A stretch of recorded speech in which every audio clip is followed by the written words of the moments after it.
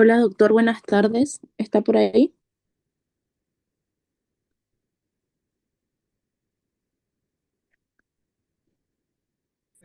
Hola, ¿cómo estás? ¿Quién habló? Sí, doctor, yo le hablé para avisarle que muchos compañeros estamos sin luz desde hoy, después del mediodía ya, y yo por lo menos tengo re poca batería en mi teléfono por si en algún momento termina la batería o algo, quería avisarle. ¿Natalia, sos vos? Sí, Ah, bueno, sí, no hay problema, Natalia. Quédate tranquila que también por de acá igual, zona cortó la luz, quédate, así que sí, de los igual que manera. pueden conectarse, pero no hay problema. Bueno, doctor, de igual manera voy a estar conectada Sí, hasta sí, que quédate se tranquila. apague. Dale, gracias por avisar, Natalia. Dale, doctor, gracias.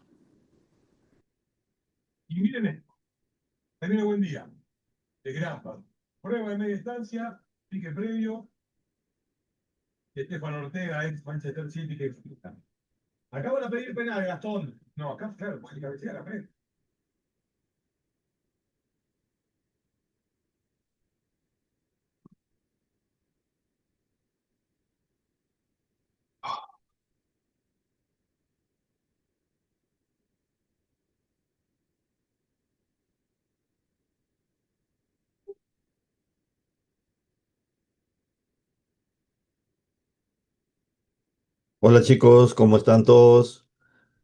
Somos conscientes de la tormentita, de la lluvia que cayó, así que no se hagan problemas si no pueden estar conectados. Quédense tranquilos, en ese sentido, los que no pudieron conectarse, o los que, como dijo la compañera Natalia, que va a utilizar su batería del celular hasta que le alcance, bueno, no se hagan problemas, ¿sí? Así que quédense tranquilos. La verdad que hasta yo en mi casa pasó lo mismo, hace poco, hace media hora volvió la luz, así que ese es un pequeño detalle.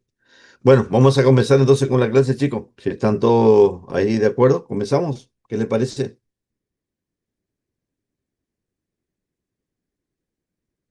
Sí, profe. Profe, Sí, te escucho. puede ser que le acepte a mi compañera porque dice que ella está queriendo entrar y no le deja. Y tendría que entrar de manera automática, porque acá ¿entendés? No, todos entraron de manera automática, ¿o no? No está para, Bueno, dale, gracias. ¿entendés? Así que,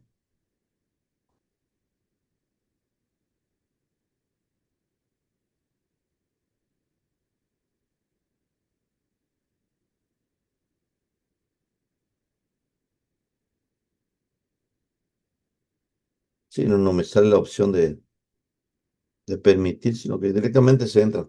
Bueno, comenzamos, chicos.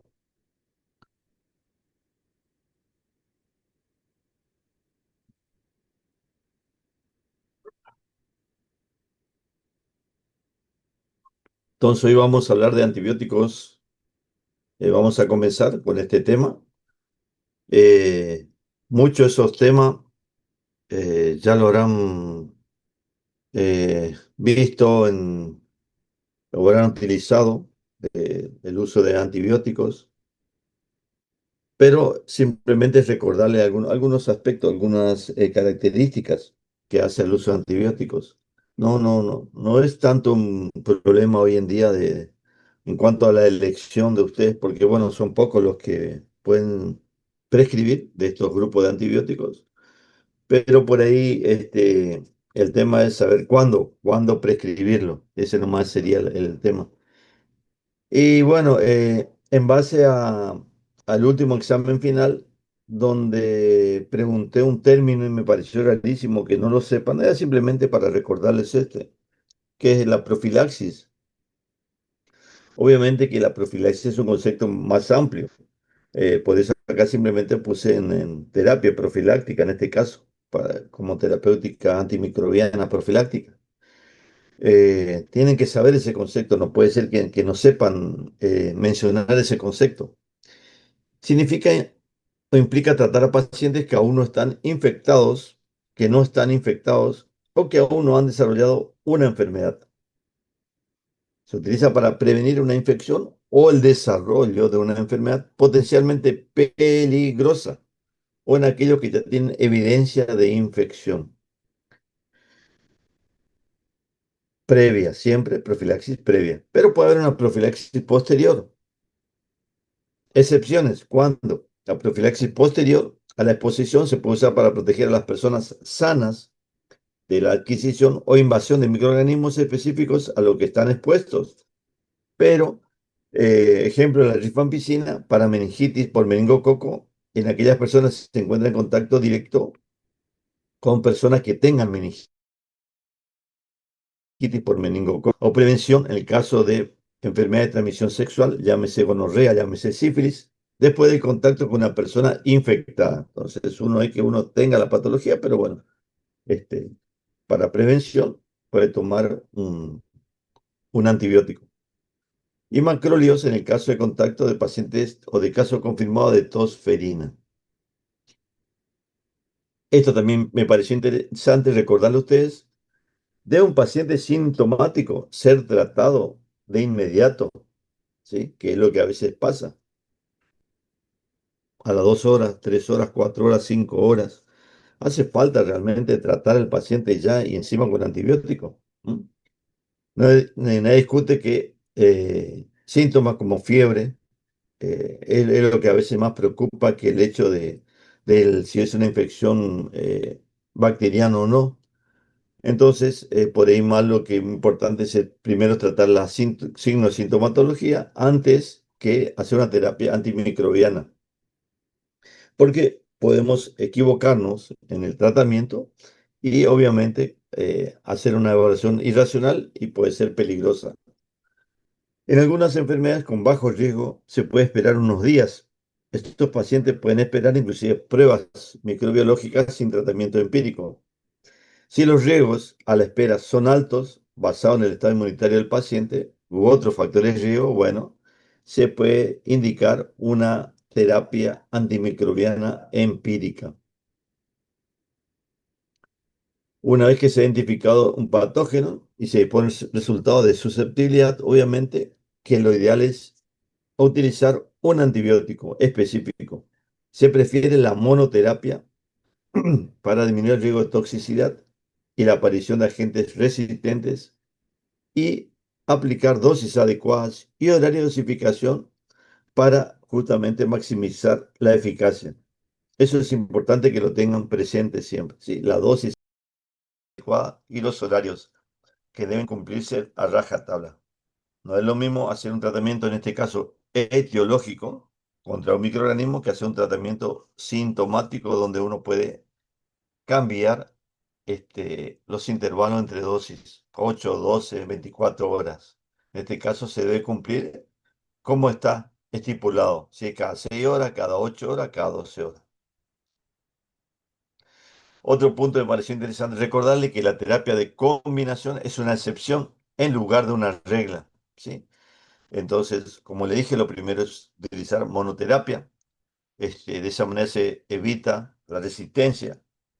Eh, en algunos casos se puede provocar con la combinación, lo que se tiene como objetivo será la rapidez de la muerte microbiana.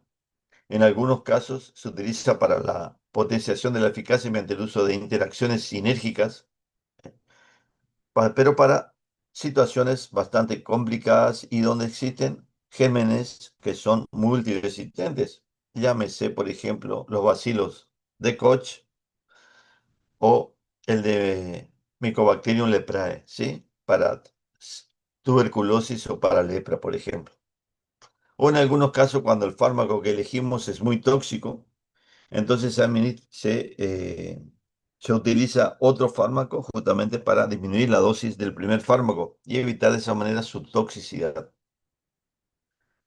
Recuerden ustedes cómo yo selecciono mi antimicrobiano, sabiendo que la mayoría se hace de manera empírica los tratamientos. Entonces, primero tengo que recordar sitio o foco, lugar de la infección. En este caso, como le dije, para ustedes va a ser un poquito más sencillo por el hecho de que no van a salir a la cavidad bucal. Entonces, ahí puede estar pensando qué tipo de microorganismo en base a la sintomatología puede estar causando esa afección. Importante también, como pregunta de anamnesis, es saber el lugar donde adquirió la infección.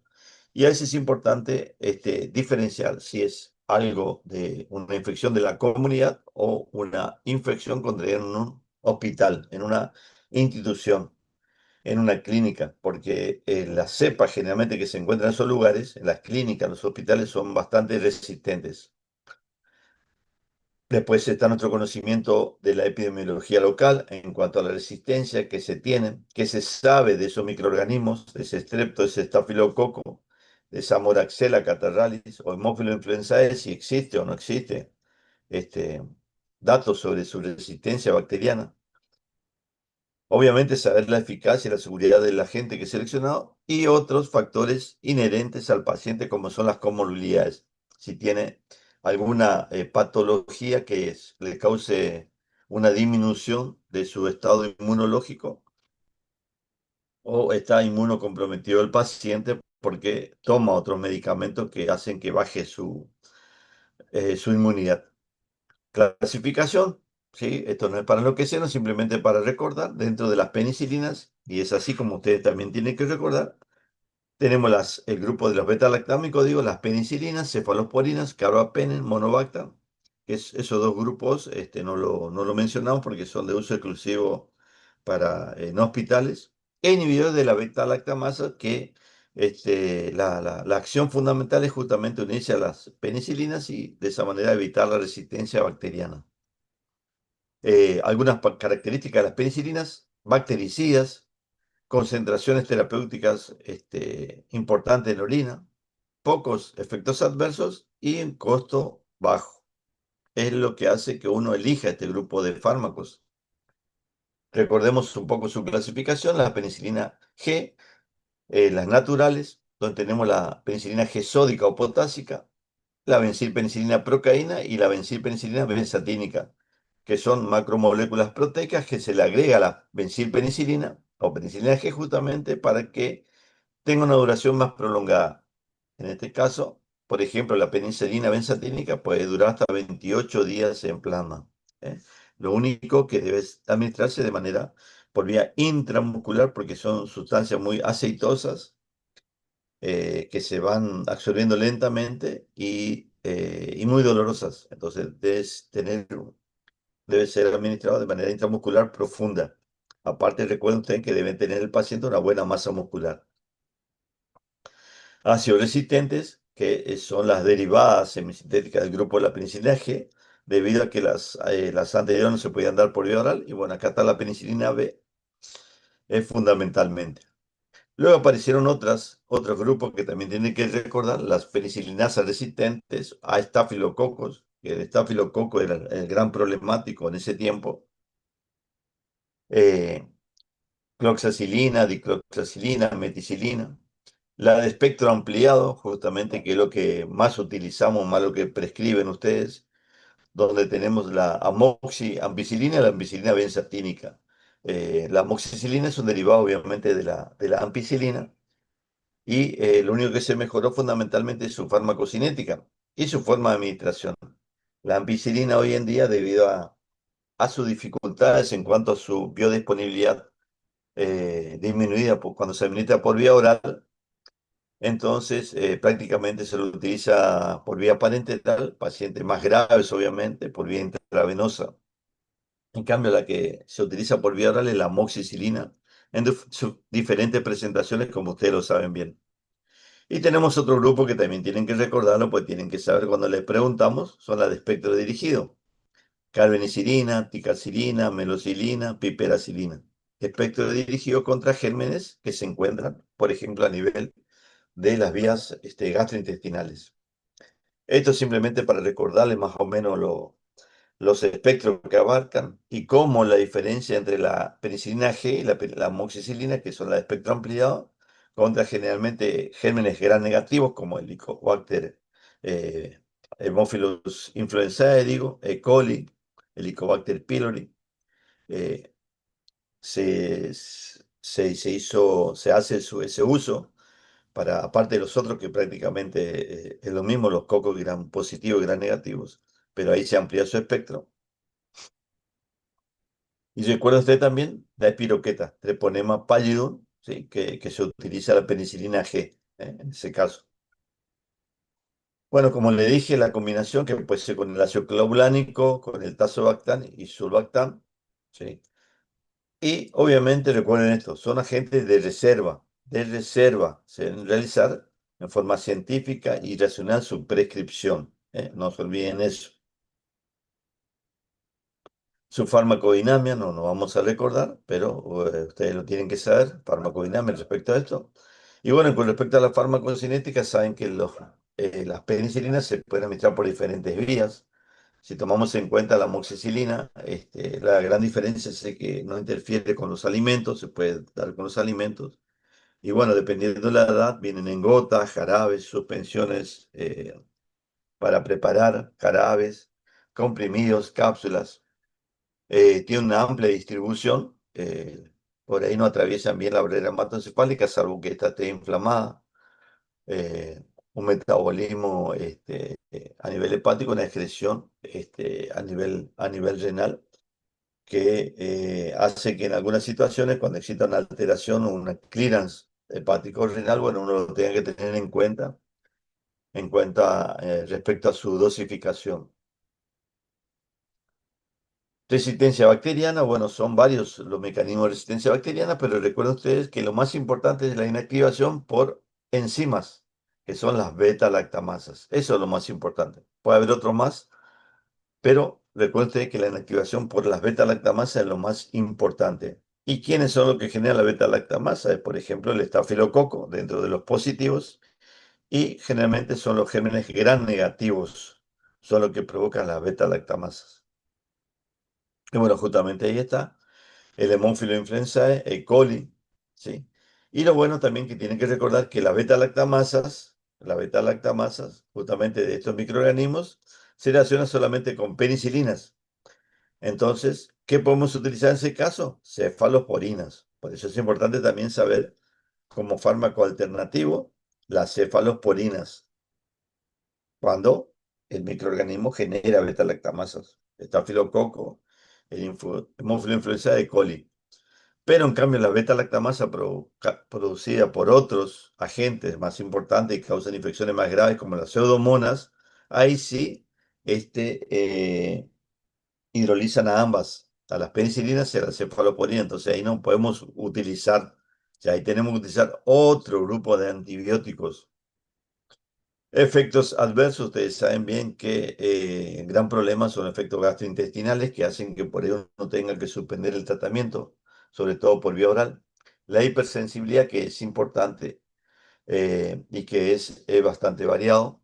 Y obviamente que ese estado de hipersensibilidad puede llevar a la anafilaxia en bajo porcentaje, pero que realmente es la contraindicación absoluta en los pacientes que van a recibir este grupo de antibióticos. Y hay que tenerlo presente y hay que preguntar siempre. Hay que detenerse y preguntar si el paciente recibió previamente este grupo de antibióticos y si hizo alguna reacción de hipersensibilidad, algún rash, alguna reacción de prurito, la aparición de alguna ampolla, algo. Dentro de las interacciones, lo más importante son los anticonceptivos orales, el Probenecid, el alopurinol y metotrexato, son los más importantes. En algunos casos también podríamos mencionar a la warfarina, pero la warfarina es más importante con la cefalosporina en sí que con este grupo de ¿Qué son penicilina. estos grupos, profe? ¿Cómo? Con en la anterior, las interacciones, esos Penicilinas. fármacos para... O las No, no, penicilinas. con los ¿Qué que... son? Eso, sí, el Provencida, el metro...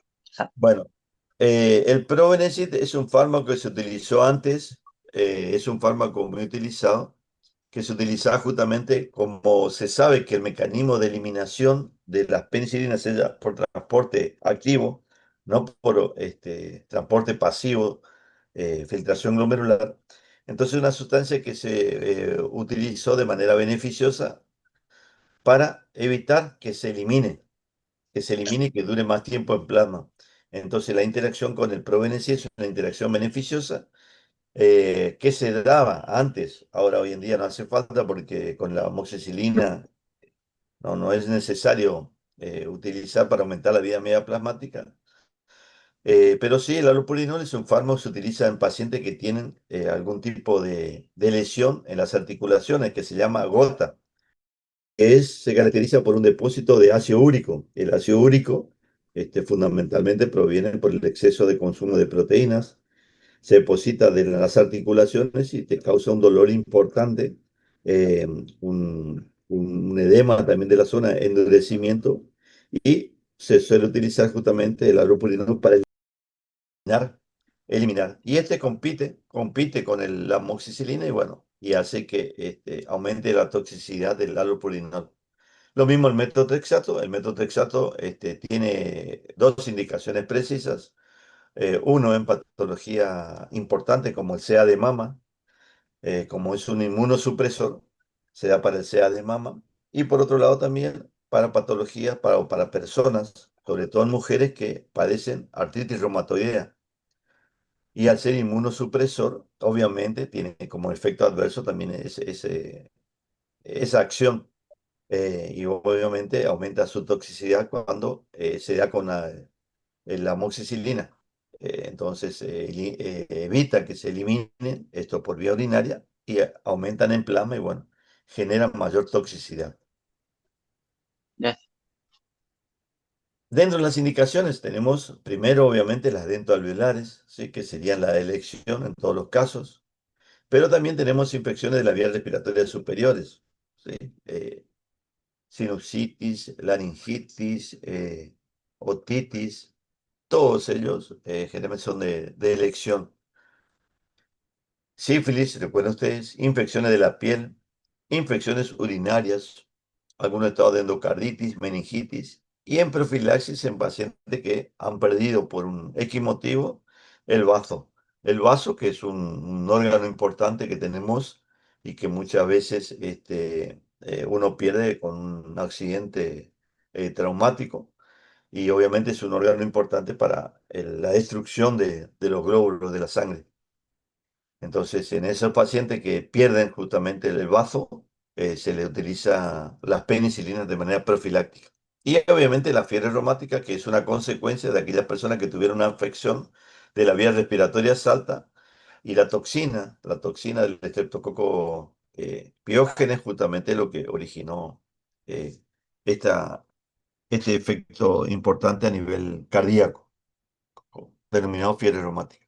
Sífilis de elección en sus diferentes estadios, y ya vamos a ver la dosis inclusive que tenemos que recordar para ser utilizado. Entonces, la penicilina G-benzatínica viene en ampolla, en dos presentaciones, 1.200.000 y 2.400.000. A veces no se tiene la ampolla de 1.200.000, se tiene la ampolla de 2.400.000. Y si alguien va a un centro de atención primaria, a una sala periférica, y se tiene la ampolla de 2.400.000, bueno, ¿qué es lo que se tiene que hacer? Es dar la mitad de la dosis, no dar toda la dosis. Eso es un error grave y que muchas veces ocurre de dar todas las dosis, porque es una dosis también alta y tóxica. Entonces, para cualquier afección de las vías respiratorias, de lo que mencionamos anteriormente, la dosis de la penicilina G-benzatínica es de 1.200.000 unidades. En cambio, para sífilis, ahí sí, ¿sí? De 2.400.000 unidades. Recuerda usted que puede ser una dosis, dos dosis, tres dosis, dependiendo del estado en el cual se encuentra la afección. La amoxicilina, que ustedes lo saben bien, es de 500 miligramos cada 8 horas. Y en infecciones severas se puede duplicar la dosis.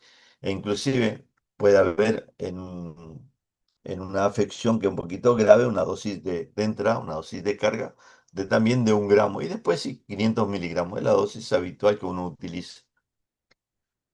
Cuando se combina con el ácido clavulánico tenemos tres presentaciones. Hay una que no se encuentra en nuestro país, que es la de 250 miligramos, 125. No se encuentra en nuestro país. Sí tenemos la de 500 y la 875. Siempre se preconiza este, se deja de lado el de 500, pero la verdad que el que se tendría que utilizar siempre es el de 500 miligramos, ¿sí? El de 500, pero bueno, se habla, obviamente, es más caro el de 875. Entonces uno se va a comprar, le dan este, no le dan el de 500, pero se tendría que utilizar el de 500 miligramos. Obviamente que la dosis, ustedes saben muy bien, eh, que se aumenta o que se da a un determinado paciente está relacionado con la gravedad del cuadro. Entonces, si el cuadro es grave, obviamente con utilizar una dosis un poquito más alta. ¿M? Por ejemplo, una neumonía. Pero estas son las presentaciones habituales, de 500 a 875. Y siempre es el mismo del clavulánico, 125, 125, 125. Ese no cambia para nada. Fíjense en este caso, cuando se hizo un ensayo clínico, lamentablemente que en estos casos los pacientes son pocos. Tendría que haber miles de pacientes para realmente hacer una conclusión bastante importante. Pero bueno, esto es lo que se tuvo en este ensayo clínico, alrededor de 600 pacientes con afección del tracto respiratorio inferior. Entonces recibieron dos dosis diferentes, clavulánico con amoxi cada 12 horas y clavulánico también con amoxi, pero cada 8 horas, durante 7 a 15 días, para ver justamente en qué variaba el resultado clínico.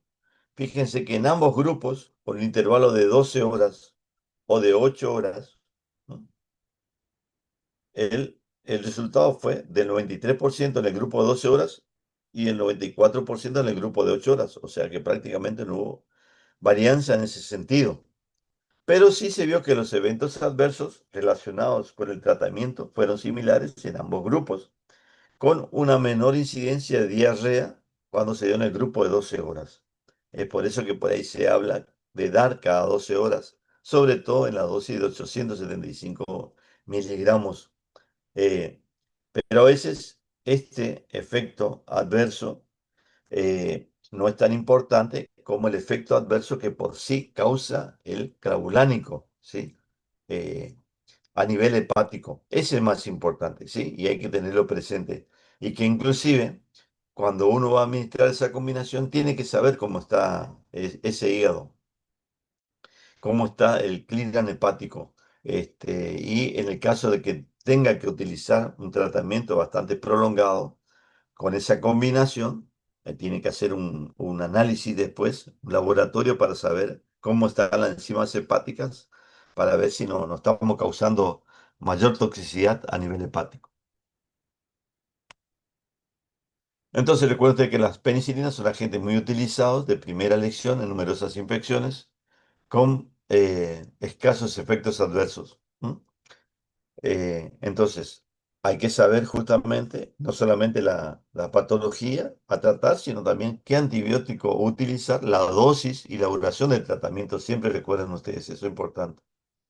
El otro grupo, como le dije, que también tienen que saber porque son alternativas al paciente, sobre todo cuando existen resistencia bacteriana, son las cefalosporinas.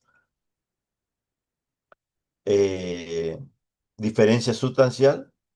Costo elevado, ¿eh? Son bactericidas, hay caso de efecto adverso también, pero que ya tenemos que son más caros en este caso. Lo mismo que el anterior, si tiene varios mecanismos de resistencia bacteriana, pero el más importante es por la producción de las enzimas beta-lactamasas. Acá vamos a tener varios, y ustedes traten de recordar algunos de ellos, como por ejemplo por vía oral la cefalexina. ¿Eh? Hay diferencias farmacocinéticas, no en cuanto a su eficacia, así que no hace falta que lo recuerden, cefalexina. Y por vía parenteral tenemos la cefalotina o la cefazolina. También hay diferencia de todos en cuanto a su farmacocinética, la duración de acción y cada cuánto se administra. Pero generalmente la cefalexina. La cefalexina también, lo que tiene, como yo le dije, cuando el agente productor o el agente causal, el estafilococo, y produce beta-lactamas, uno puede utilizar tranquilamente. Y hay muchas afecciones de la piel, por ejemplo, donde la cefalexina es un antibiótico de elección. Cefalosporina de segunda generación, en este caso la cefuroxima. Se puede dar tanto por vía oral como por vía parenteral. Entonces, que recuerden ustedes solamente esto de por vía oral y por vía parenteral, la cefuroxima. ¿Por qué se dividen en generaciones? Justamente uno de ellos es porque aparecieron diferentes décadas, década del 60, 70, 80, 90. Eso por un lado. Y por otro lado, porque van modificando su espectro y van obviamente siéndose más resistentes a las beta-lactamasas. La de primera generación prácticamente tiene un espectro similar a las penicilinas en cuanto a los gram positivos. La de segunda generación siguen manteniendo su espectro a gram positivos, pero ya amplía su espectro para gram negativos. Un gran negativo, por ejemplo, como yo le dije, que suele ser resistente a las penicilinas, es el Haemophilus influenzae, ¿sí? Agente etiológico, por ejemplo, de otitis, así como la Moraxella catarrhalis, son agentes etiológicos de la otitis. Entonces, uno por ahí utiliza, sobre todo en los chicos, cefalosporina en segunda generación, como la cefuroxima. Después tenemos las cefamicinas, pero bueno, en este caso no hace falta que lo César, tengan, casi eso, lo, ¿no? lo recuerden. ¿Preguntaste algo? Sí, nosotros difícilmente prescribamos esa cefalosporina, la que estaba diciendo. Se prescribe, aunque vos no, si vos tenés cierto conocimiento, y que no es muy difícil, la cefalexina prácticamente es algo similar a la prescripción en cuanto a la amoxicilina. Y la cefuroxima, ¿entendés? Es lo que pasa que más se prescribe para infecciones del sinusitis o de otitis. Y esas afecciones por ahí ustedes no lo tienen. Pero recuerden ustedes, la cefalexina pueden estudiarlo. Los de tercera generación sí tienen implicancia y por ahí pueden utilizarlo. Más resistente a la beta-lactamasa, sí también para anaerobios. Anaerobios, recuerden ustedes que también hay una afección que es importante, son los anaerobios y que pueden tener ahí. Y en este caso tenemos la cefixima por un lado y la ceftriaxona. Y la ceftriaxona. Serían los dos que podrían utilizar. Ceftriaxona por vía parenteral, por ahí uno no prescribe mucho, pero la cefixima sería bueno que lo tengan en cuenta, sobre todo para infecciones por gran negativos y anaerobios.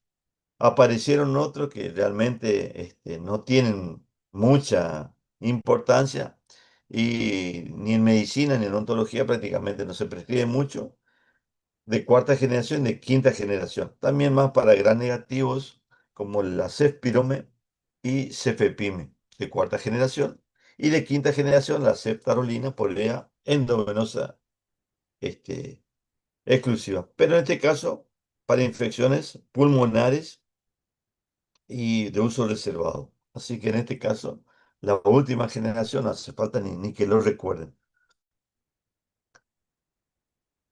Cefazolina, cefalotina, cefalexina, que es lo que yo le dije, ustedes pueden llegar a prescribir, pero más sería bueno que aprendan la cefalexina, que es por vía oral, los otros es por vía parenteral intramuscular. Es el mismo espectro, fíjense, Streptococcus pyogenes. Y en este caso, el Staphylo aureus. Diferenciar si es un estrepto piógenes o un Staphylo aureus en la boca es muy difícil, ¿sí? Salvo que uno haga un laboratorio. Pero si uno no tiene una buena respuesta a la penicilina, cuando el agente teóricamente es un estreptococo, puede ser por dos motivos. Uno, o porque no era el estreptococo, sino que era un estafilococo. Y por otro lado, obviamente, que era un estreptococo, pero que generó resistencia. Y después otras afecciones como infecciones urinarias, en este caso sí es más específico para el E. coli, o anaerobios de la cavidad bucal, ¿sí? También pueden ser utilizados en algunos casos. Eh, por sí solo es muy difícil que se utilice para anaerobios de la cavidad bucal.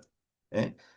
Más se utiliza, como yo le dije, una cefalosporina de tercera generación o el metronidazol, que es otro grupo de antibióticos que son más específicos y que realmente son más eficaces.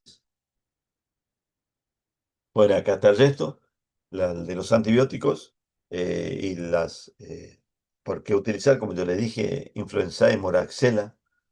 eh, mm, Bueno, acá está lo mismo, primera generación, segunda generación. Bueno, ahí está lo de primera generación. El intervalo puede ser cada 6, cada 8, cada 12 horas, similar casi a las penicilinas. El resto también está ahí lo mismo. Cualquier cosa, yo le paso después el teórico, así que no se hagan problema. Van a tener todo. Eh, y la cefazolina, esto es importante para uso, obviamente, no específico ontológico, pero bueno, para mencionar en cuanto al uso importante que tiene este por vía parenteral de elección para profilaxis quirúrgica. Entonces, en situaciones cuando hay que hacer una cirugía, se suele utilizar este antibiótico de manera parenteral de elección para profilaxis quirúrgica. Bueno, acá más es lo mismo del espectro. ¿Eh? Ceftriaxona también se puede utilizar para el caso de infecciones de transmisión sexual como la gonorrea. Una sola dosis de 125-250 miligramos es más que suficiente, una sola ampolla cuando uno tiene una afección. Por ahí uno utiliza en primera instancia para la gonorrea una penicilina, ¿sí? Pero por ahí es más eficaz una dosis de ceftriaxona intramuscular, es más eficaz que tomar varios días penicilina para esta afección. Y bueno, en este caso, fíjense vos la importancia que tiene, porque ustedes me van a decir, bueno, pero gonorrea, nosotros no vamos a tratar infecciones, obviamente, eh, del- de la parte genital, pero obviamente existen situaciones, no son comunes, pero existen situaciones en las cuales por ahí uno puede tener una gonorrea en la cavidad bucal, ¿eh? Entonces, ustedes tienen que saber eso. Difícilmente van a hacer diagnóstico diferencial en primera instancia, pero sí, si hacen un laboratorio y ahí sí pueden utilizar ese medicamento. ¿Eh? Por eso siempre viene bien tener ese conocimiento para ver qué podemos prescribir siendo odontólogos. Efectos indeseados, aparte de lo que mencionamos, acá agregamos la nefrotoxicidad. Pero esta nefrotoxicidad, recuerden ustedes que es importante cuando uno también a su vez utiliza con otros fármacos que también son potencialmente nefrotóxicos. Y el más común, y recuerden ustedes siempre que preguntamos, es la aspirina. Las aspirinas son nefrotóxicas. Entonces, la nefrotoxicidad que por ahí podría ser poca, no tan frecuente con la cefalosporina, se hace importante cuando uno utiliza otros fármacos que son nefrotóxicos. En este caso, los más comunes para recordar son las aspirinas. Tenemos otro antibiótico también, pero no viene el caso recordar. Después cualquier cosa lo charlamos, pero eso es importante. La hipersensibilidad, que eso es importante, que puede ser cruzada para los beta-lactámicos. Se dice por ahí que si uno tiene ya un estado de hipersensibilidad a las penicilinas, es preferible directamente descartar todo este grupo beta-lactámico, no utilizarlo. Y pseudolitiasis biliar, en este caso por la ceftriaxona debido a su eliminación. Eso es algo específico de este fármaco de tercera generación, pero debido a su eliminación, ¿sí? Pseudolitiasis biliar. Interacciones, aquí le agregamos los aminoglucósidos, que justamente son grupos antibióticos también, nefrotóxicos. Agregamos la furosemida, que es un diurético de alta eficacia, sea cuando un paciente tiene un edema importante, tiene algún problema de insuficiencia cardíaca, edema pulmonar. Entonces uno utiliza edema cerebral, utiliza este fármaco que es un diurético potente y que obviamente puede causar unas interacciones con la cefalosporina. Y el anticoagulante oral, la warfarina. ¿Qué hacen en odontología entonces? Son todas las patologías, como mencionamos, abscesos dentales, periapicales, periodontitis, infecciones postoperatorias, celulitis facial, angina de Ludwig. Cualquiera de ellos podemos utilizar este grupo de beta-lactámicos, principalmente penicilinas. Pero recordar que también es importante y es una base en el tratamiento de cualquier afección, que la adecuada higiene oral disminuye las infecciones odontogénicas, especialmente la enfermedad periodontal. El tratamiento de infecciones odontogénicas tiene como finalidad evitar la extensión local. reducir el núcleo bacteriano y prevenir obviamente las complicaciones derivadas de la diseminación hematógena. Así que eso es importante cuando uno hace un tratamiento, tener un objetivo claro. Yo qué es lo que quiero, ¿sí? ¿Qué es lo que quiero con este tratamiento? No es prescribir por prescripción, tiene que tener un objetivo en claro y en base a eso la duración del tratamiento y obviamente saber que hay otras medidas profilácticas también que hace al tratamiento de estas afecciones. La mayoría de patologías pueden tratarse con éxito eliminando la infección mediante exodoncia, endodoncia, incisión, drenaje, ¿sí? Quirúrgico de un absceso, tratamiento periodontal, curetaje, sin la necesidad de antibióticos. El tema es que muchas veces la desesperación, la ansiedad de los pacientes y la incertidumbre de los profesionales hacen que caigamos en esto, la prescripción de antibióticos sin qué ni por qué.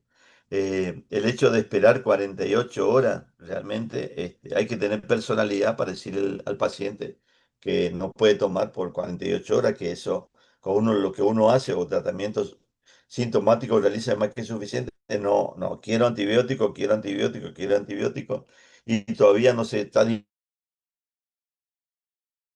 diferenciando bien si es un proceso infeccioso causado por virus o por una bacteria. Pero bueno, lamentablemente, como dije, hay que tener mucha personalidad para decir, no, vamos a esperar, vamos a ver cómo evoluciona y en base a eso vamos a actuar.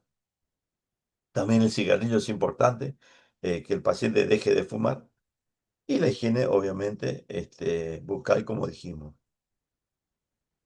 Muy bien, vamos a seguir ahora con el otro grupo de antibióticos, que son los macrólidos. Como le dije, esto es algo que ya lo saben, simplemente estoy repitiendo algunas cosas y es importante que lo que quede bien en claro, algunos conceptos. Y el tema de los macrólidos, ¿sí? Primero que son bacteriostáticos, no son bactericidas, ¿sí? Se pueden comportar como bactericidas dependiendo del microorganismo, de la sensibilidad que tenga el microorganismo, del tamaño, ¿sí? De la cantidad de bacterias que hay en el lugar, de la fase de crecimiento por las bacterias y la concentración que se puede llevar al antibiótico. Pero recuerde que primero son bacteriostáticos. El comportamiento de bactericidas puede verse en algunas situaciones. Bueno, el mecanismo de acción, importante que recuerden, la síntesis de proteica, y que son tres, en este caso, eritro, claritro y acitromicina. Viejos macrólidos, no macrólidos. Diferencia sustancial en cuanto a la farmacocinética y en cuanto al espectro. Y también agreguémosles en cuanto a la biodisponibilidad, porque ese era el gran problema de la eritromicina, el primer macrólido utilizado y que todavía tenemos en el mercado farmacológico, que es el tema de la biodisponibilidad y que las sales que presenta también un poquito, no es muy agradable cuando uno debe tomar ese tipo de antibiótico. El espectro es similar, cocos eran positivos, bacilos eran negativos. Acá agregamos un bacilo que es importante, que es Corynebacterium diphtheria, la difteria, que también es una afección de la faringe, de la zona de la cavidad bucal, que es importante hacer el diagnóstico diferencial de un estreptococo, porque por ahí confundimos y no sabemos y que es una ya infección un poquito más grave. Espiroqueta te pone más pálido.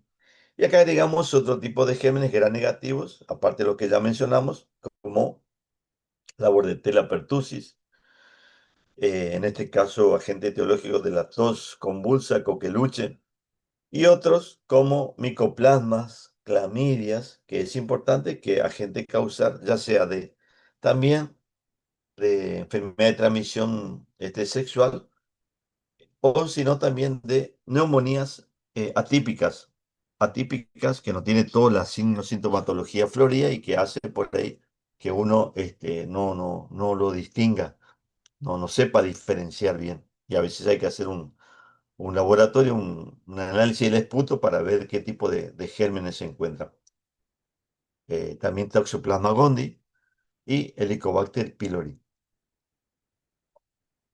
La eritromicina, como le dije, el gran problema es que se inactiva su eritromicina base por el jugo gástrico.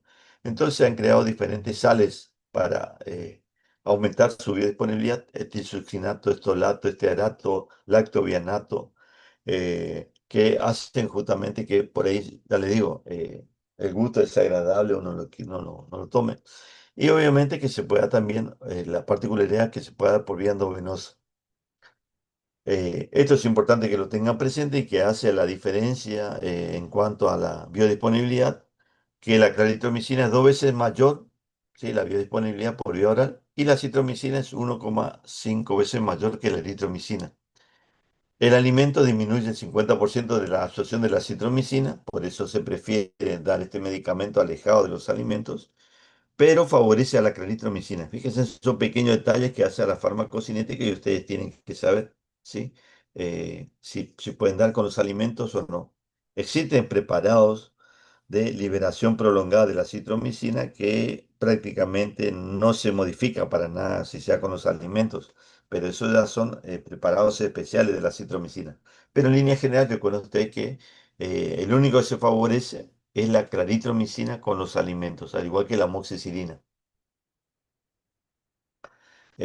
igual que las penicilinas, cefalosporinas, tienen una amplia distribución en el organismo, pero la gran diferencia en este caso es que estos tienen una alta concentración intracelular, macrófagos alveolares y en leucocitos, una alta concentración. La citromicina es la que mayor concentración tiene en pulmón, inclusive amígdalas, próstata, riñón, que es casi 100 veces superior a la plasmática. Y eso hace que se mantengan en plasma por 2 a 4 días. De ahí está el hecho de que se prescriba solamente como tratamiento por 5 días, ¿sí? En algunos casos, algunas infecciones banales que no son tan graves se puede dar por 3 días, pero justamente con esa propiedad, que al tener una alta concentración intracelular, ese antibiótico puede seguir liberándose en plasma y puede permanecer 2 a 4 días más. O sea, si uno hace un tratamiento de 5 días, ¿cuánto tiempo puede durar? Tranquilamente, 7 días en plasma, 10 días en plasma. Es la razón el por qué uno lo da por ese tiempo. No así la claritromicina, que si hay que hacer un tratamiento, se da por 7 días o 10 días como cualquier antibiótico. Respecto al metabolismo, recuerden ustedes que si bien este es el sistema microsomal hepático CYP3A4 importante para la mayoría de los fármacos, en este caso lo que tenemos que recordar es que son inhibidores enzimáticos, ¿sí? Son inhibidores enzimáticos.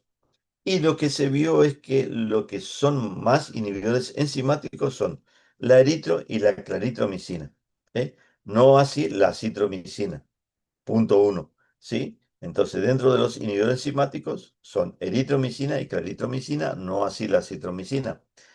Otro punto, la claritromicina tiene un gran metabolismo hepático y una eliminación renal importante. La acitromicina, en cambio, se elimina por bilis y es muy poco lo que se elimina por orina. ¿Cuál es la importancia de tener este concepto? Es que si existe una alteración a nivel de la eliminación renal, un cierto grado de insuficiencia renal, ¿sí? Si uno administra acitromicina, no varía para nada la dosis ni el intervalo de dosis. Sí, en cambio, se administra claritromicina debido a justamente a que se elimina fundamentalmente por esa vía renal. Profesor, Sí, sí, sí, te escucho. ¿puede ser una forma de elección en vez de una penicilina? Si tiene en un paciente con disfunción renal, prefiero la citro en vez eh, de una penicilina por este tema de que se va por la Totalmente. vía. Totalmente. Es un punto, pero cuando uno va a elegir un fármaco respecto a otro, son varias cosas que uno tiene que considerar, ¿sí? No te olvides que si vos me decís, yo quiero hacer un tratamiento de un proceso infeccioso con un antibiótico, un punto, por decirlo así, es si el paciente, por ejemplo, puede pagar el medicamento. Entonces, si hablamos de un blister de amoxicilina, podemos conseguir de un tratamiento de 8 comprimidos, 10 comprimidos, 10.000 pesos. Si hablamos de un 5 comprimidos de citromicina, estamos hablando de 50.000 pesos. ¿Entendés? Por ahí entonces, por eso, son varias cosas que uno debe considerar. Después vamos a ir viendo algunas diferencias. Pero está bien tú lo que mencionaste y me parece bien que lo tenga presente. En este caso, Sí, acitro y claritromicina, fíjense la diferencia en cuanto a la vida media plasmática, lo largo que tiene el acitro, que el metabolito no es relevante, inhibición enzimática mínima, eliminación biliar, y en el caso de insuficiencia renal no es habitual su ajuste. Reacciones adversas, y siempre, eso es lo feo, que ustedes se quedan solamente con esto, pero no. Recuerden ustedes que tienen reacciones adversas graves la mayoría de los medicamentos y eso tienen que saberlo. Si ustedes se quedan solamente con las reacciones adversas leves, eh, es como no saber nada, ¿sí? Entonces, está bien. Si ustedes lo quieren mencionar, sí tiene dolor abdominal, náusea, vómito, diarrea, que es lo que la mayoría recuerda y sabe. Pero fíjense este efecto, pancreatitis, es un efecto adverso gravísimo. Reacciones alérgicas que puede ser de una erupción, eosinofilia, fiebre, paciente, colestasis, que puede aparecer la colestasis inclusive después de varios días de tratamiento, no aparece durante el tratamiento, sino varios días después. A nivel del sistema nervioso central, alucinaciones, sordera. Muchos de los fármacos son neurotóxicos, también son las beta-lactámicos. No son tan frecuentes, pero son beta-lactámicos, también son neurotóxicos y tienen que ver, existe una sustancia, bueno, esto es un poquito más de conocimiento para que lo tengan presente, se llama un sistema que disminuye todo nuestra actividad, que es el sistema GABA. Y a veces cuando se altera ese sistema GABA, que es bastante complejo, cuando se altera justamente por algún tipo de medicamento, esa inhibición que tenemos, bueno, genera este efectos adversos de neurotoxicidad. Eh, Otro efecto adverso son infecciones por hongos y por último, efectos adversos son a nivel cardíaco, son las arritmias. Las arritmias. Interacciones farmacológicas, como le dije, son inhibidores enzimáticos, o sea que inhiben el metabolismo de muchos fármacos. Acá hay algunos de ellos nada más, como la teofilina, fentanilo, carbamazepina, anticoagulantes, benzoazepina como el midazolam, meprednisona, un corticoide, fenitoína. Y bueno, dentro de las indicaciones no vamos a perder mucho tiempo, pero ustedes recuerden que se amplían su espectro para infecciones que no son frecuentes y que no abarcan, por un lado, tienen el espectro por un lado de las penicilinas, pero también se le agregan a otro, y que son microorganismos que pueden causar neumonía, ¿sí? También son útiles para uretritis no gonocóxica, también. eh, como es la citromicina, gastritis también por Helicobacter pylori, y alternativa a penicilina en pacientes alérgicos cuando sea necesario, ¿sí? Entonces, en primera instancia, lo primero que tenemos que recordar, si uno va a utilizar esto primero, es fármaco alternativo a las penicilinas, pero en pacientes alérgicos. En niños y en embarazadas también se pueden utilizar para otro tipo de afecciones. Y dentro de los cardiológicos, acá tenemos varias situaciones, pero esto me gustaría resaltar, porque dijimos arritmias cardíacas. Entonces, si bien las arritmias cardíacas es un estado que puede ser muy variado, desde un bloqueo o una fibrilación auricular ventricular, hay otras situaciones que uno lo tiene que tener presente, entonces, indagar. Y está relacionado con el intervalo QT, ¿sí? Entonces, antecedentes de QT congénito largo, es importante tenerlo en cuenta para hacer una posible contraindicación. Fármacos que pueden prolongar también este intervalo QT, como algunos antibióticos, las quinolonas, antipsicóticos, antiarrítmicos, antidepresivos tricíclicos, ¿sí? Alteraciones de algunas, del potasio, por ejemplo, del magnesio. La disminución del potasio y del magnesio puede causar justamente alteración del ritmo cardíaco. Y obviamente si uno utiliza este fármaco puede favorecer más aún la presencia de arritmias cardíacas y pacientes que puedan llegar a tener una bradicardia severa, eh, ya sea por una patología cardíaca específicamente o porque está tomando un medicamento que es un beta bloqueante. Bueno, esto no le voy a enloquecer mucho de esto, pero estos son diferencias antimicrobianas. Como le dije, le voy a pasar yo la diapo a la preceptora para que después ella comparta con todos. Acá pueden tener alguno importante. Eh, entonces, si uno quiere elegir en primera instancia, como yo le dije, para infecciones gram negativos es de elección y se utiliza para infecciones, por ejemplo, por Haemophilus influenzae, un germen gram negativo.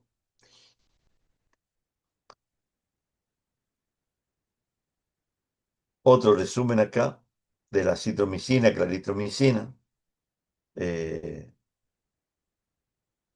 Esto simplemente en faringitis estreptocócica, los macrólidos no se recomienda de manera empírica, que es como se utilizó un montón cuando salieron al mercado, eh, vendiéndose por el hecho de que 3 días de tratamiento es más que suficiente y no 7 días de tratamiento con penicilina, ni cada 8 horas, una vez por día, durante 3 días.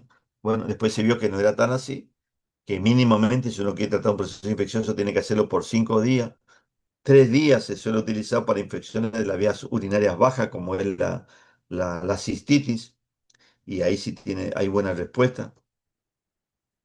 El riesgo cardíaco alto, eso es importante que lo recuerden. Y bueno, en algunos casos acá también, acá ya el nombre de algunos fármacos, como le dije, de las interacciones. Amiodarona, por ejemplo, un antiarrítmico, sotalol, otro antiarrítmico y quinolonas. Y esto era lo último que le traje a colación, simplemente para que vea la situación clínica y obviamente de lo que dijo el compañero, porque como le dije, hay varias situaciones que uno tiene que tener. Él habló de insuficiencia renal, pero bueno, hay que hablar también de la edad del paciente, hay que hablar, como yo le dije, del costo, hay que hablar que la citromicina, si bien cubre el mismo espectro, sigue siendo una alternativa a la amoxicilina, no es de elección al, al a los procesos infecciosos, porque es un buen antibiótico y si nosotros empezamos a utilizar, o sea, si esta columna acá de la amoxicilina cambia de la citromicina solamente porque sí, el día de mañana cuando tengamos resistencia bacteriana a la citromicina, ya nos vamos a quedar sin antibiótico prácticamente. Entonces, en líneas generales, si existe un proceso, una faringitis, y si es estreptocócica, no es de otro origen, ¿sí? Primera lesión sigue siendo la amoxicilina. Y alternativa, la citromicina o alergia a la penicilina, ¿sí? Entonces, primero es alternativo y después, si es alérgico, obviamente ni se discute. Otitis media, de primera línea, sigue siendo la amoxi, alternativa a la citromicina.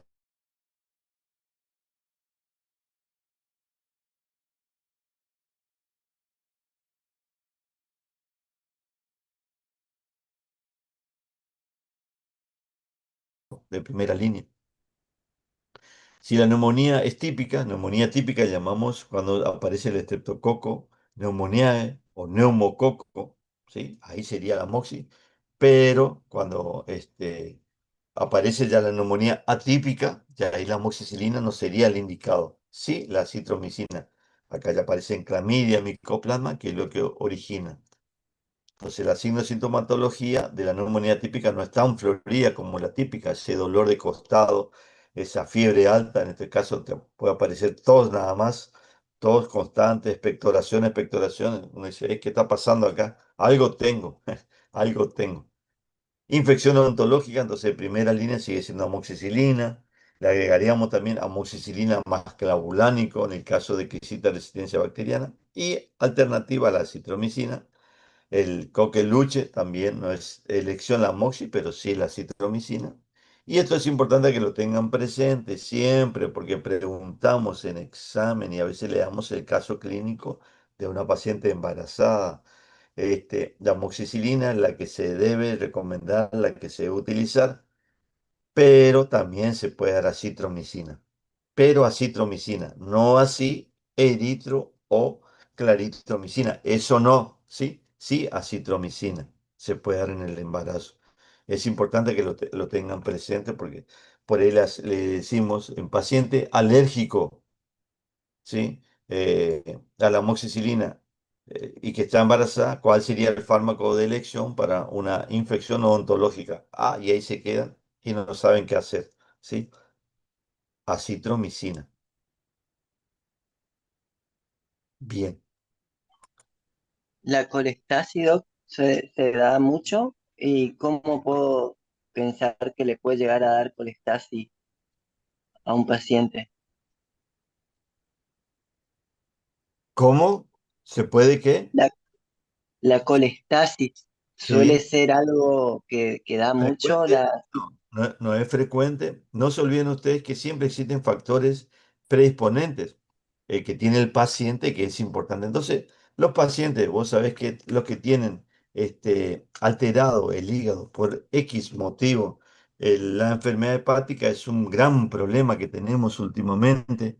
Eh, Antes cuando hablamos de afecciones y que realmente era importante en la persona y que le mataban y obviamente siguen siendo obviamente causas de muerte mundial, hablamos del corazón, pero el hígado también es importante porque nuestra gran máquina de la que nos desintoxica de todo lo que comemos, de lo que tomamos. Entonces, cuando los conductos que se originan cuando hay éstasis en el coledo, cosas, eh, debido a estos, tenemos que tener en cuenta que eh, hay factores predisponentes, entonces cuando ya el paciente tiene un clearance hepático disminuido, vamos a tratar de para evitar justamente esto. Y si empieza a aparecer que a veces a algunos le gusta, ay, che, está medio amarillito, tal, cambió tu color de piel, no está más blanco, por decirlo de alguna manera. O empieza a tener alterado lo que se llama coluria, alteración cuando uno orina, una orina más amarilla, ya ahí ya estamos hablando que está teniendo una alteración a nivel hepático. Entonces, vamos a tratar de evitar justamente ese tipo de fármaco, porque el paciente evidentemente está haciendo. Y obviamente lo más común también lo otro son los cálculos que puede haber en el conducto, ¿sí? Y que a veces llevan a la única solución, la cirugía que debe realizarse en esos casos. Así que bueno, creo que no hay problema en cuanto a estos dos grupos de fármacos que son muy útiles. La idea de la citromicina es no exacerbarse su uso, es un buen antibiótico y que sigue siendo desde cero alternativo. Lamentablemente muchos prefieren debido a la comodidad, sobre todo del paciente, ese uso, pero si tenemos la amoxicilina, sigamos utilizando amoxicilina. Y si el paciente es resistente, bueno, utilicemos amoxiclavulánico. En el caso de que sí sea alérgico, ahí sí ni se discute su uso. Eh, y a veces el otro fármaco que también preconizamos nosotros, los azúcares complejos, ¿se acuerdan ustedes de la clindamicina? Pero también tengamos presente que la clindamicina también tiene este mismo espectro, así de amoxi macrólidos, pero también conlleva un alto riesgo de efectos adversos graves y que tengamos que tenerlo presente siempre a la hora de elección. Eh, bueno, yo esto, Porque como le digo, dije, le paso la clase a la chica, no está acordando el nombre de Micaela, Melgarejo. Le paso a ella y después ¿por cualquier qué, cosa. por qué algunos van a dar, digamos, Nacitro que es bacteriostático? O sea, no, o sea, el efecto, el objetivo puede cumplir mucho más con un, eh, con, con la amoxicilina, ¿no? Totalmente de Porque, acuerdo, totalmente de acuerdo. Pero ¿qué pasa cuando alguien viene? Lamentablemente eso es lo que pasa una vez que uno sale al mercado a trabajar. Entonces vos no vas a leer más, o no vas a repasar los power que tenés, las clases que tenés, que te dieron, que te enseñaron farmacología, sino te vas a guiar por los visitadores, ¿sí? Por los que vienen y te entregan un medicamento nuevo. Entonces van a venir y te van a decir, no, pero ¿para qué vas a utilizar la amoxicilina que tiene esto, bla, bla? Entonces te llenan la cabeza. Pero ahí ya ese conocimiento que vos tenías, que era importante saberlo, conocimiento básico si es bacteriostático o bactericida, ellos ni te dicen. Al contrario, te agrandan y te dicen otra cosa. Entonces esas posibles ventajas sobre ese fármaco te crea a vos una incertidumbre. Al paciente también lo entran por ese lado y te dice el paciente mismo, te dice, doctor, pero yo no quiero tomar 3 veces al día, no quiero tomar, yo quiero tomar un antibiótico que sea una vez por día. Y si son menos días, mucho mejor, porque yo sé que existe. Entonces, toda esa presión que uno tiene hace que se prescriba mal. Eh, Lamentablemente, fíjate vos que salió una ley hace 2 o 3 años de prescripción con receta archivada de antibióticos para justamente evitar el exceso de resistencia bacteriana que hay. Vos pensás que se cumple, salió la ley, pero no se aplica. Es una pena realmente, es una pena porque nadie dimensiona esto. Ahora, obviamente, entre todos zafamos, pero como ellos dicen acá en el 2050, va a ser un desastre. Pequeñas infecciones le van a matar a la gente porque va a haber tanta resistencia bacteriana que no existe. Los antibióticos que tenemos como herramienta, todos van a ser resistentes, lamentablemente, debido al mal uso. Así que bueno. Gracias. Dale, Diego. Cualquier cosa. ¿Con quién estás vos, Diego? ¿Quién es tu docente? Solo, ¿Cómo? Lelia, Lelia. Lelia Ah, Ramírez. perfecto. ¿Está? Así que, bueno, cualquier cosa, estamos siempre a la disposición, chicos. Dale, nos vemos. Hasta luego, que sigan bien. Gracias. Chau, chau, chau.